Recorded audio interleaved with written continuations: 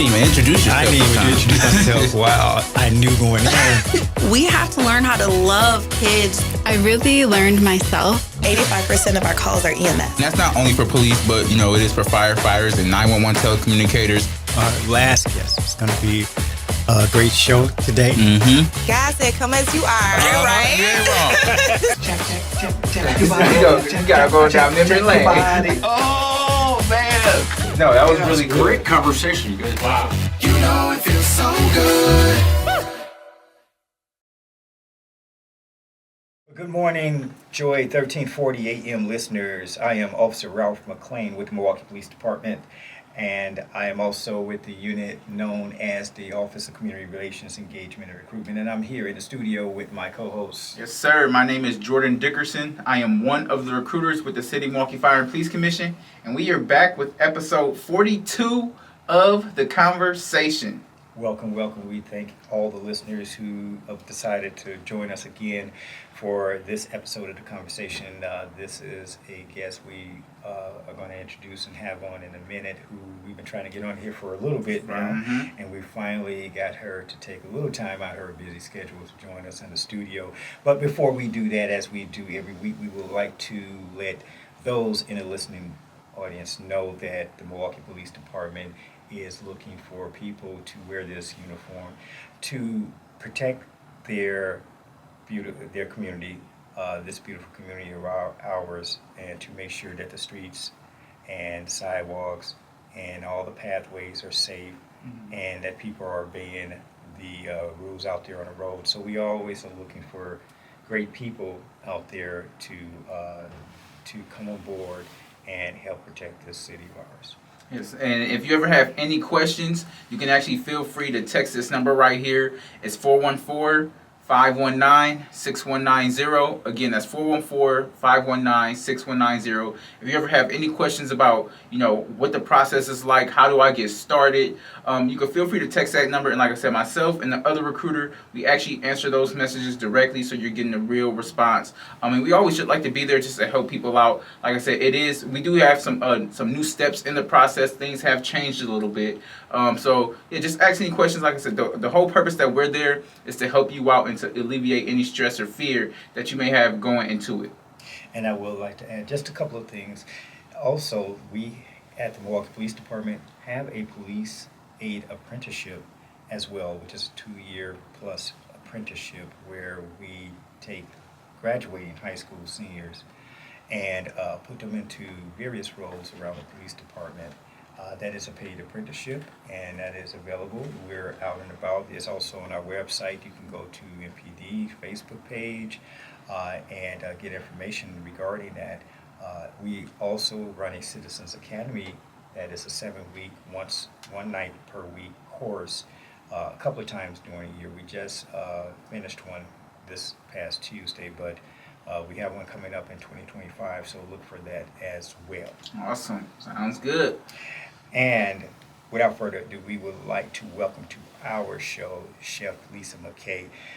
Chef Lisa McKay is the owner and proprietor of Lisa Kaye Catering LLC since 2007, serving great food and great service to this community of ours. And then also recently, I would like to add that she's opened Lisa Kaye Bistro and Catering, which is at 3801 West Vliet Street, right here in the city of Milwaukee, as of last week. So that is a bonus for this community. Make sure you stop in and talk to Chef Lisa McKay and get some great food there as well. Yeah, I'm gonna have to try it out too. I've never been, so I'm gonna get some people. I'm gonna be like, Mom, we gotta go to this spot. All right, so yeah, you maybe one of these days after the show, we gotta just slide over there. Well, as I said, without further ado, we would like to welcome to the show Chef Lisa McKay. Yes, welcome to the show. Thank you for having me. I appreciate this. And also, we gotta say thank you she came bearing gifts. She brought us some sandwiches, y'all. Right. So I'm excited to go home and try out these sandwiches too. Right. Yeah, I know. She knows how to make us feel also, thankful, more thankful. Not to say that every guest has to come bearing gifts. We're saying that, but we certainly appreciate it. Definitely appreciate it. Thank you. Yeah. Thank you. So, Chef Lisa McKay, let's start, I guess, back from the beginning. You are born and raised here in Milwaukee, is that correct? I was actually born in Galveston, Texas. Galveston, Believe it or not. Texas. Okay. Left when I was 2 years old. Okay. My parents left when I was 2 years old and never looked back. But now my kids reside in Dallas, outside of Dallas, in Frisco, Texas. And I go there 5 times a year, see my babies. Oh, you do? Okay, yeah.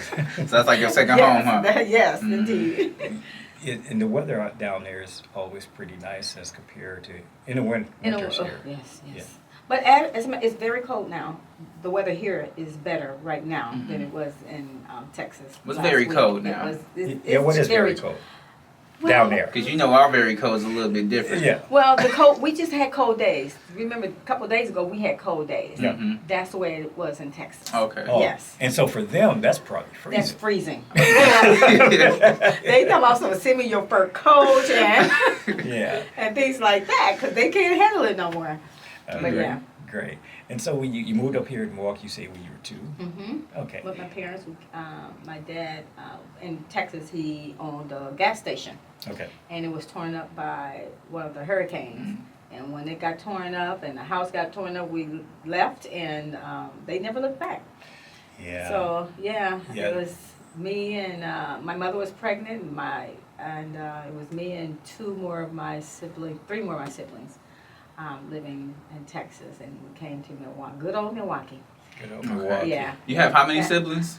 Oh, don't even ask that. Okay, so you have a lot of siblings. I have a lot of siblings. Okay. But by my mother and father, I have 5 siblings. And I asked, the reason why I asked that because, I want obviously you're a chef and I want to get into that. So growing up, was, cooking, chef, like was that something that was a part of your family? Was that something that you found interesting from a young age and that you did? I never found it interesting Okay. until I met my husband, my now husband. Really? But it's always planted in us. Mhm. Good cooking. Even though I did not do it, I did not have to do it. I was not made to do it. Mhm. But it was just something that my other sisters did, and they took on that. So that's why they was kind of surprised that I'm the one that became a chef. I was in modeling school. I was in college and did a lot of things that they didn't do while they were at home cooking. They had the families at a young age and stuff. I mean, I had a daughter at a young age, but I still didn't cook like that. Mhm. I was not interested until I was like almost 40 years old. Really? Yes. Believe There's- it or not. there's some hope for us. I'm like, I Yes. can learn. If you have an interest, no matter what it is, you can still do it. Because if that interest is so great and it's just something that you really, truly want to do, you will be able to do it. I mean, I really wanted to cook good food for Yeah. my husband. And when I started, we were hosting events at our house. And my niece asked me to cater because now I have my chauffeurs and I'm cooking good food. And, presentation is great every time people come over. So I ended up catering for her. And from there, it's just people started asking me to cater. I'm like, I'm not a caterer. I just cook good food now. But I used to fake it till I made it. I used to go and get the shrimp scampi from Sam's Club. I used to get this and that and, just doctor things up. And now I can make everything from scratch myself. Wow, that is inspirational because let me tell you something. So I grew up with 4 sisters, and same thing. I of course, especially being a male, they were like, get out the kitchen. You messing us up. Yeah. And I never inquired about any of the things that they were making or had an interest in it at all, which I paid for much later when I became an adult and lived on my own. But that's great. So you're saying almost 40 that you actually... Actually over 40 because I think I graduated from MATC. I ended up going to school at MATC. And that's a 2-year program. It's actually like a 2.5 year. But I was, I believe I was turning 50 when I graduated. Wow. And but it was something that I picked up and wanted to do. I didn't have a job. So I'm like, okay, I keep catering. I did real estate, but I was at Blue Cross and Blue Shield for like almost 20 years. And then after our jobs keep getting eliminated. I'm like, okay, what can I do?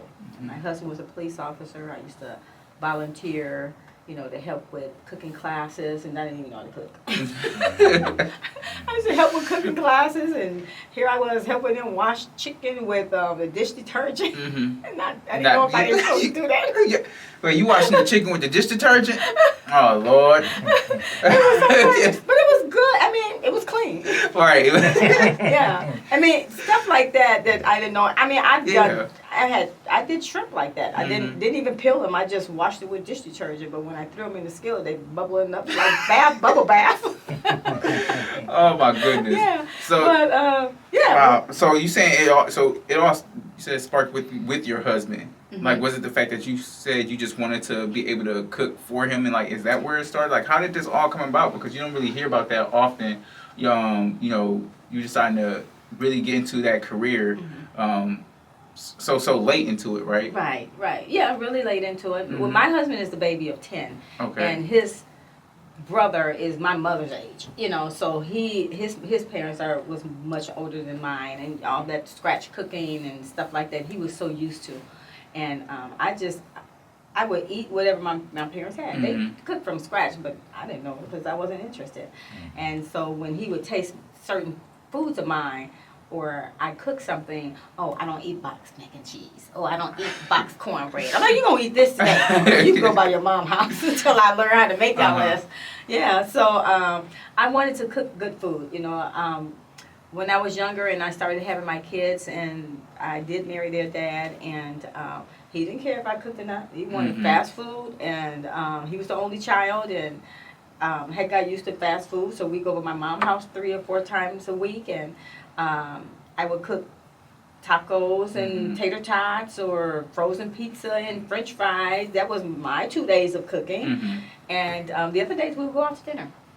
So, but then when I met my now husband, he wanted me to cook things, and I learned, and I wanted to, and I'm like, oh, because I want to, have people come over, because that's how they did. If you play cards, they play cards, it's like 30 or 40 of them showing up. I'm like, why are so many people over here? And so cooking for cooking for them and having them over just for a card game is catering. Right. I'm like, oh, I can do this, It became fun and interesting, and I learned, and it just flourished.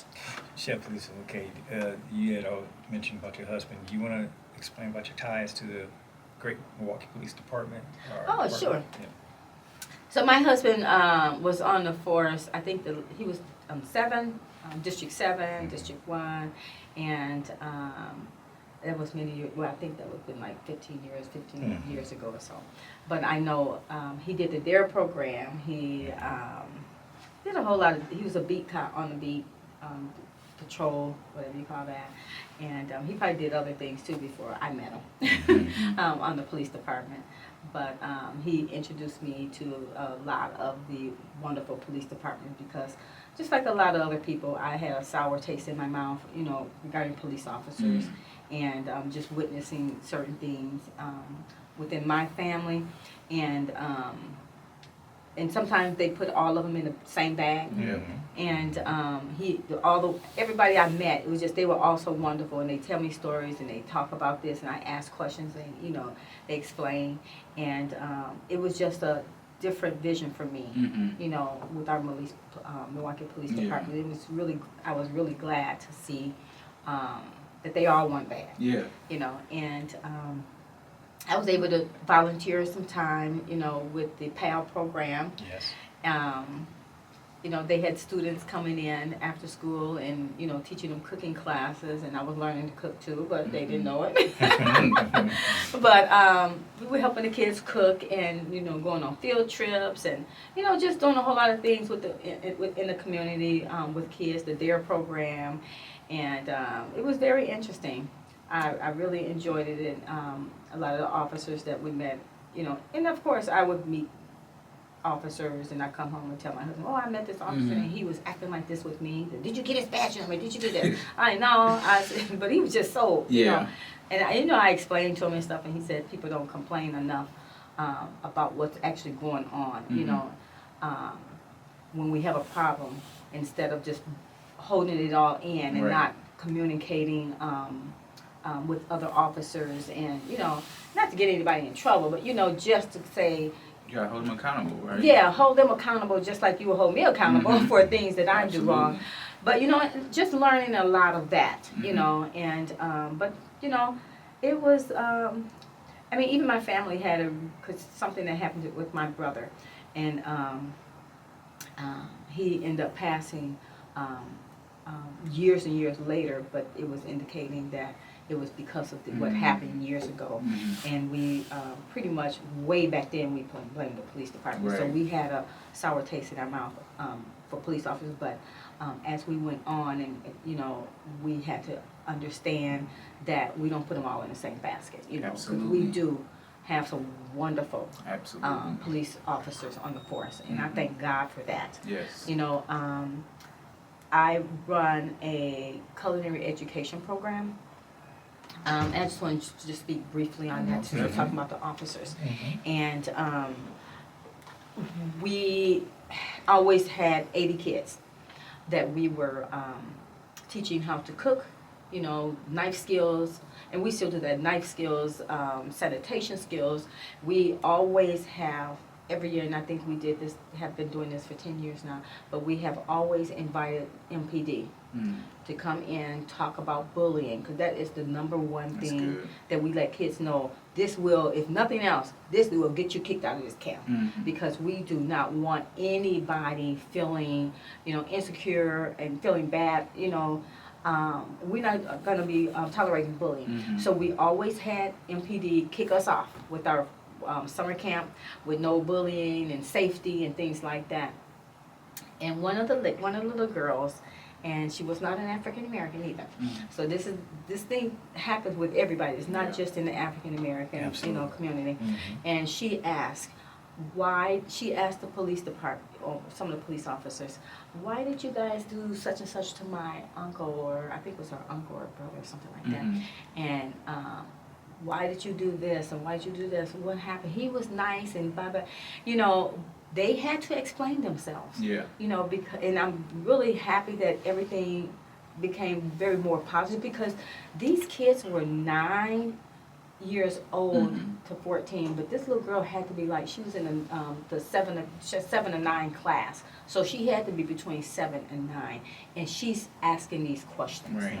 And our police officers answered her question and had to explain, because it probably was just not her that had that question, because a lot of things, you know, how we had police brutality that was really big going on in Milwaukee and, you know, all over different states. So for them to have to address things like that, and you know, and the kids feeling bad, they don't want to be around the police officers because they did this to my family member. Young people, young kids, babies, you know. So it's a blessing to be able to show our police officers in a different manner, in a more positive manner with our kids as well. I absolutely applaud you. It is great, and it's such a blessing to have you and what you do, and allowing us as MPD officers to come in and repair or to ask, I guess, for forgiveness for those who acted outside the bounds of their duties or what they're supposed to do. Because like any other occupation, you get people in there, and for various reasons or whatever, they may go outside the bounds of what they do. But to let those young people know our character, how it is intended to be, what protecting and serving truly looks like, to give us the opportunity to repair that. That's one of the blessings of what I get to do with the Community Relations Unit with MPD, is to go out and to attempt to repair some of that trauma that has been created in the past. So thank you for that program and allowing us to come in and do that. We certainly appreciate I love it. Every year, every summer camp, and we try to do it for our winter camp, because those are our two larger camps, because we have more time in spring. But we always welcome Milwaukee Police Department to come in and cook with the kids, you know, to provide the safety while we're there, because, you know, I don't care whether we're in Brookfield, Milwaukee, or Mequon. Mm-hmm. You're not safe everywhere you go. Mhm. You know, so we want to be able to provide safety, and what better way is to have our police department there, and also cooking with the kids and showing them police officers in a more positive way. And that's good too. And one thing that's awesome is that you even had the heart to be able to open up your mind and open up your heart to receive and talk to some of those officers, because we see it so often where somebody does have a negative interaction and it's not positive. And anytime I talk to somebody and they tell me that they had a negative interaction, I never try to discount that or discredit that, because their feelings are completely valid. But to not get closed off from that situation can be hard sometimes, right? Because you've gone through something, you're like, man, like this situation was just so messed up, and you hold on to that anger, and you don't allow that room for forgiveness. But for you to be able to have negative things happen, but still have that heart to say, you know what, I still want to open up my heart and talk to officers and be able to see a different perspective. I think that's so important. And that's one of the things that I try to tell, even when I talk to you today, I'm like, the same way that you said, we oftentimes like to paint all police officers in one light. That's the same exact thing that sometimes our society do to our young black men, our young black women, and our minorities, right? You see somebody on the news, and you see a group of black men going to a mall or going to a gas station, and they rob and they steal things, and now I'm reaping the consequences because I walk into a gas station. Now I'm fearful. Let me put my hood down. Is this officer or is this gas station clerk watching me, right? And it's like the same way that they're putting all of us into a box. We have to be mindful. Like, we don't want to do that and extend that same thing to officers out there. Absolutely. I do kind of want to touch on something real quick, and like with you starting, cooking everything, but you had this passion. I looked up, and you have this passion about just teaching and educating. Just about the obesity and like child obesity specifically when it comes to our youth and everything. Talk about why that was so important for you to kind of focus on when you decided to get into this career of cooking and being a chef. Okay. So I became a board member of the American Culinary Federation, Chefs of Milwaukee, and ACF that we call it is worldwide. So because we're in Milwaukee, we call it Chefs of Milwaukee. And we always went into the public schools to teach fight against childhood obesity. And I have noticed that the kids wanted to actually cook. We did demonstrations. They actually wanted to cook. And I'm like, so I would just call them up and, let them help. And they wanted to do more and more and more. So my husband and I talked about it. And he said, why don't we just, do some classes or something? We ended up doing a camp. In our first year, we ended up having 50 kids. Wow. And we asked other chefs. I think we had 8 different chefs, 8 classes. We broke all the kids up into groups of 8 to come out and help cook with these kids. And we ended up teaching them the knife skills, like I said, sanitation skills. They did cook different ethnic cuisines because all of the chefs were from different ethnic backgrounds, and so we all did different ethnic cuisines and talked about the history of it, and had all the different foods and stuff. It was grand, and so we did it year after year, and now we're up to 80 kids, and I'm just looking for a building so we can host more, But it actually started from the fight against childhood obesity, and now we're just teaching kids how to if they don't want to be a chef, they don't have to be a chef, but learn to cook for yourself. So important. We need these skills. These so young people important. need these skills. Yes. I can tell you what, I could have benefited from some of them, like teaching how to cut and everything like that, because I remember I used to work at this nightclub and no experience in cooking at all or cutting fruit or anything like that. So the bar back, he's teaching me how to cut fruit. And he's like, oh yeah, you're going to cut yourself one of these times. As soon as he said it, slipped my finger. I'm like, oh my goodness. I'm like, I literally went home once I kind of recovered. I literally went home and I was like, hey dad, because my dad used to work at Olive Garden, so he had experience, just in hospitality and everything. So I was like, pops, can you teach me how to cut fruit and everything? But it just takes, you have to learn, and too many times we don't have those resources out there, or at least back then we didn't always have those resources out there. So it's pretty amazing that you do that. It's so important to learn that.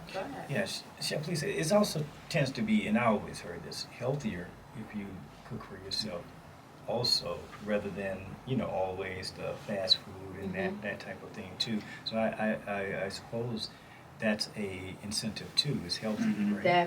Definitely. I mean, cooking for yourself, and it doesn't take much. People just think it's just so much work. And that's because they try to act like a chef. You know, these chefs, sometimes they do too much anyway. Yeah. You don't need all that. You know, but just taking some, I always tell people, take some different herbs. You don't need all that salt. Stop buying all the seasonings that have the salt with it. Instead of buying garlic salt, onion salt, you know, seasoned salt. Make your own little concoction, and you know, take dry herbs. You can buy thyme and oregano and all of that kind of stuff, paprika and things like that. And then you have your salt, and just gradually add your salt. You know, control your own salt. Don't let anybody control it for you. And you know, it's just all about how you season up things. You know, you only need a little bit of salt. So just a little Nice bit. herbs. Y'all hear that out there, Dry right? herbs, fresh herbs. You know, it's so easy to grow. And a lot of people grow these vegetables. They be trying to give it away. You know, take them and, you know, make something more. If you don't know what to do with some zucchini and squash, saute it up. Saute it up is just putting cutting it up, put them in a pan of a little olive oil, just a very little bit. Add some dry seasonings, herbs, and a little bit of salt and pepper. Toss it up. Then you got you some really good vegetables. And just because it's healthy, don't mean it, like, healthy still tastes good, right? You gotta make everything taste Right. good. Sometimes people are like, oh, I gotta eat healthy. I don't mean it can't taste good. Everything is healthy until you start adding all your fat in it.